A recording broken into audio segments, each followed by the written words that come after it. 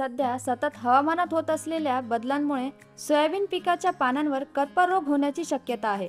जर हे हवामान सारखे बदलत राहिले तर कालांतराने शेंगांवर देखील या रोगाचा प्रादुर्भाव होऊ शकतो। या रोगामुळे सोयाबीन पिकात मोठी घट होते।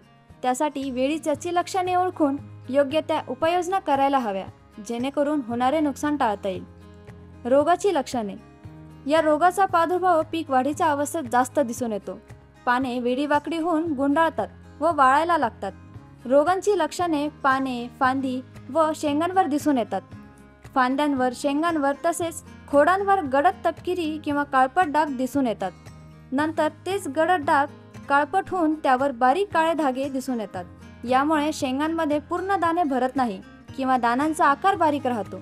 रोगाचा प्रादुर्भाव हा जास्त झाला तर संपूर्ण झाड वाळते, शेंगा पोकळ राहतात व उत्पादनात 100% पर्यंत घट होते। रोगाची कारणे। खराब बियाणे पेरणे, उष्ण तापमान असणे, 12 तासांपेक्षा अधिक काळ पाऊस पडणे, लागवडीच्या आधी बीज प्रक्रिया न करणे किंवा एका शेतात पुन्हा पुन्हा सोयाबीन पीक घेणे। एकात्मिक व्यवस्थापन। सोयाबीन पिकाची फेरपालट करावी, पिकांवर पाण्याचा ताण पडू देऊ नये।